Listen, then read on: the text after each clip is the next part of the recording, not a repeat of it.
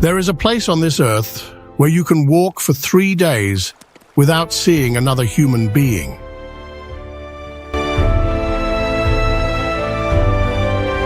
Where the horizon is so unbroken, so perfectly flat in every direction, that sailors once used this landscape to calibrate their navigation instruments.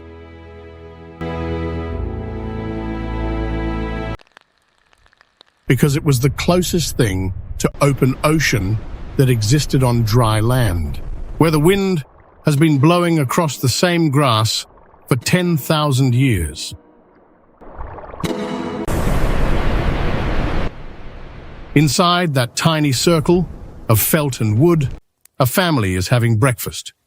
Children are getting ready for school. A school that is 3 hours away across open steppe. A woman is making tea with milk from the animals she tended before dawn. Look at him, he is so funny! I know, he always makes me laugh. A man is checking the sky the way a sailor checks the sea-reading signs that have no names in any language but this one. This is Mongolia, the most sparsely populated country on the face of the earth, a place where one of the oldest ways of living that human beings have ever invented is still being practiced today, not as a tradition preserved in a museum, not as a performance for tourists, as a life, a real, complete, daily life. And here is the question that this landscape demands. In a world that has spent centuries building walls, fences, and cities, what do we lose when the last people who chose none of those things finally disappear?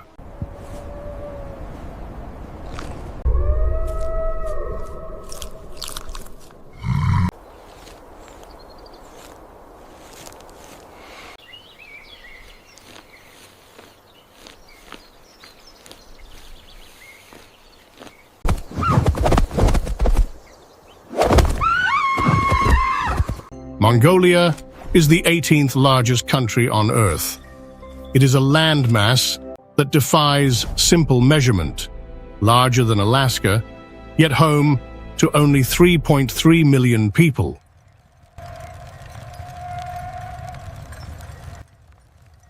To put that in perspective, the entire population of Mongolia would fit inside the city of Los Angeles with room to spare.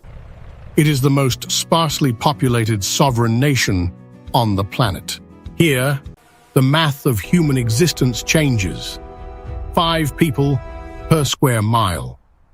In the United States, the average is 94. In England, it is 1,100. In Bangladesh, it exceeds 3,000. In the vast eastern steppe, the prehistoric grassland that covers nearly half the country, the human presence effectively reaches 0.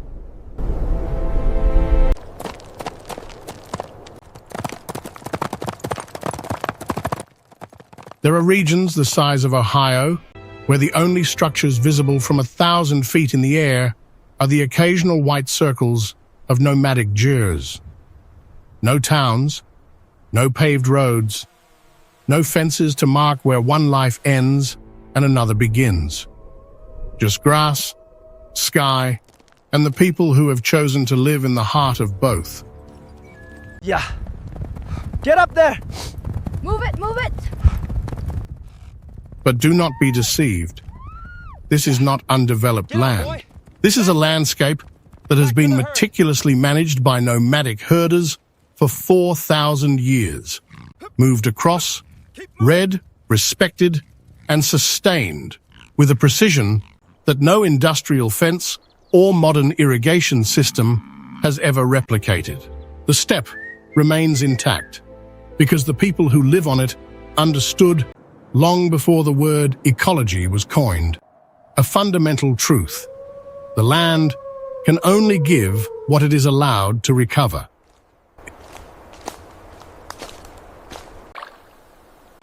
In a world obsessed with possession, with owning, fixing, and developing, These people made a different calculation. They decided that the land was not theirs to own, it was theirs to read. And in that reading, they became the most sophisticated land managers in human history. Scientists who study the Mongolian steppe will tell you something that sounds impossible. The grassland has been grazed continuously for thousands of years without significant degradation, but only in regions where nomadic management has been maintained. The areas that have degraded are almost universally the areas where nomadic movement was restricted, where someone decided that animals should stay in one place, where someone imposed the logic of permanence on a system built for movement. The steppe does not reward staying. It rewards knowing when to go. He thinks he is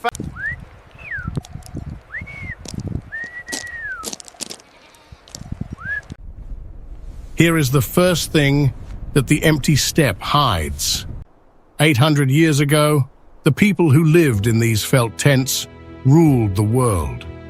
The Mongol Empire, at its peak in 1279, stretched from the Korean peninsula to the borders of modern Poland.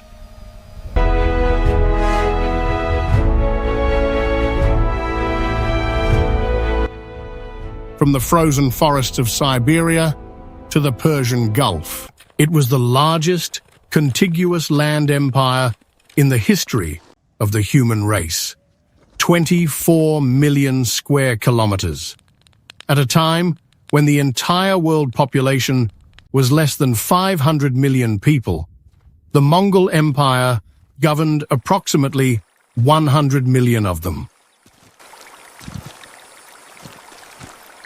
Move along now, keep moving. 1 in every 5 human beings on Earth answered, in some way, to a man who had grown up in a felt tent on the Mongolian steppe.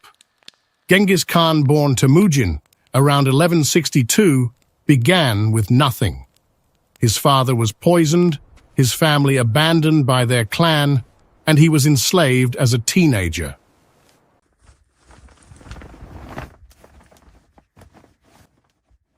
By the time he died, in 1227, he had conquered more territory than any military leader in history. But his strategy was not primarily force, it was organization. He built the YAM, the first global postal relay system, allowing messages to travel 1,000 miles in a week.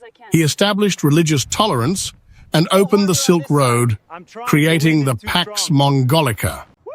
A merchant could travel from China to Persia without a weapon, protected by Mongolian law. It's moving, keep going. All right, secure.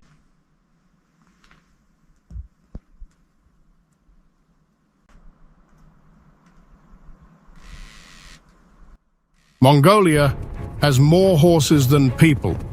3.3 million humans, 4.2 million horses.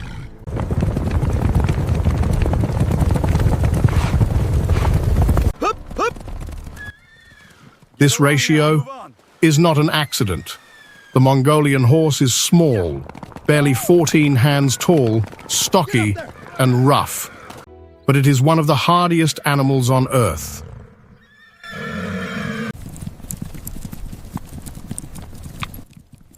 It can survive a winter of -40 degrees without a barn or supplemental feed, digging through snow to reach frozen grass.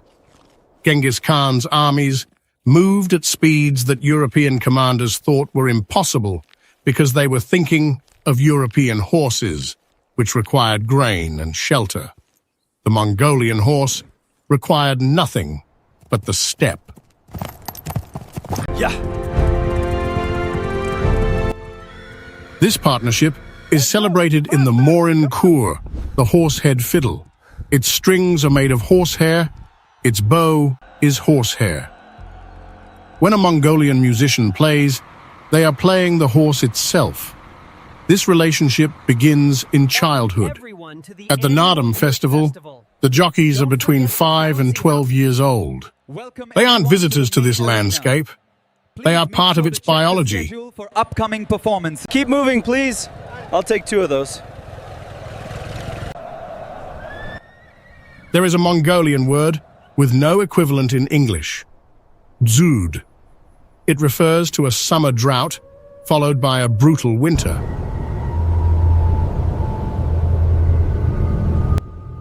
It doesn't kill dozens, it kills millions.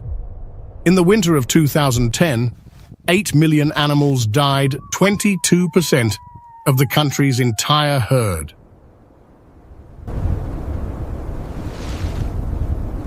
For a nomad, this is an erasure.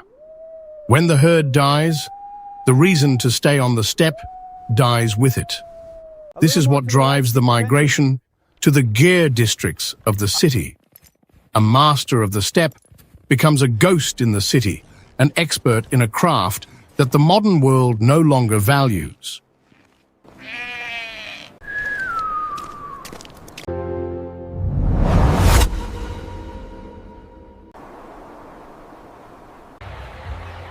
Every year in July, on the anniversary of the 1921 revolution that established the modern Mongolian state, the steppe hosts a gathering that has been held in some form since the time of the great Khans, Nadam, the festival of the 3 games: wrestling, archery, horse racing.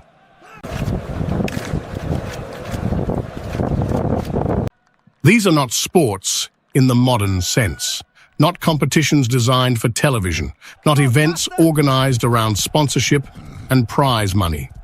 They are the 3 skills that kept the Mongolian people alive. Wrestling, because the steppe required physical dominance in a world without walls or courts or laws strong enough to protect you. Archery, because hunting and war both depended on the same skill, practiced for the same reason.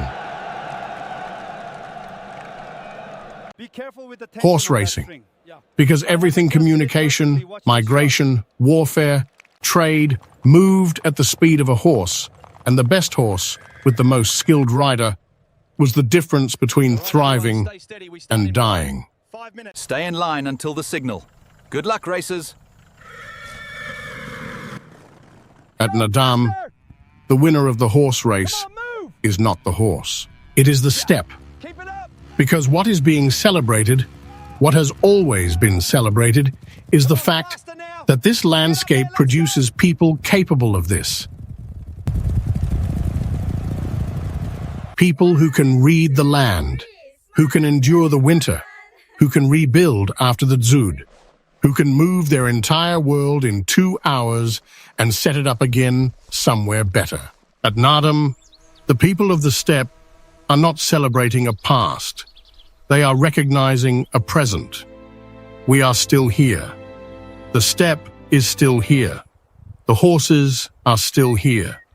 We have not disappeared yet.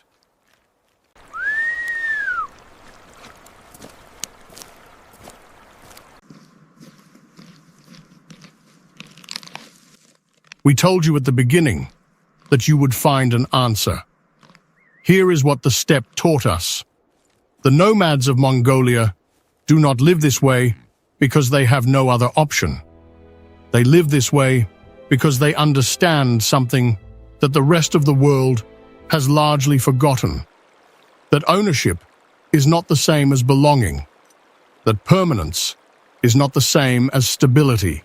That a life built around movement, around reading the land and following the grass and knowing when to go and when to stay, is not a lesser life. Look, over here. It is a different intelligence. That's just a beetle. Leave it alone. The nomadic herder who can look at the sky and tell you where tomorrow's weather is coming from, who can look at a horse's behavior and know that something is wrong before it becomes visible, who can calculate exactly how many animals a given pasture will support through a given winter without writing down a single number. They carry our past and our future. That person possesses a form of knowledge that no university teaches and no algorithm replicates. There are children on the Mongolian steppe today who will grow up to make a choice: the city or the steppe. Both are real choices. Both have real costs. The ones who choose the steppe will live a life that is harder by every measure that the modern world uses to define hardship, and they will wake every morning inside a circle of felt with a window to the sky, in a landscape that has not changed in 10,000 years, knowing exactly who they are and exactly where they belong. That knowledge of who you are and where you belong is not common. It is not guaranteed by any system, any city, any institution, any amount of comfort or convenience. The nomads have it, not despite living this way, but because of it.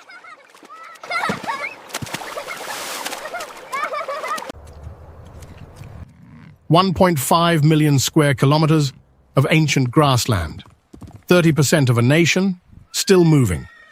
One enduring truth: a home is not a place you own. A home is a place that knows you. So, would you trade your address for a view like that? Tell us in the comments. We read every single one. And if this changed the way you think about what home means, what ownership means, and what it costs to live a life that is genuinely your own, share it with someone specific, someone who needs to see it. Subscribe so you don't miss our next journey. Until then, remember, the most extraordinary lives are rarely the most comfortable ones.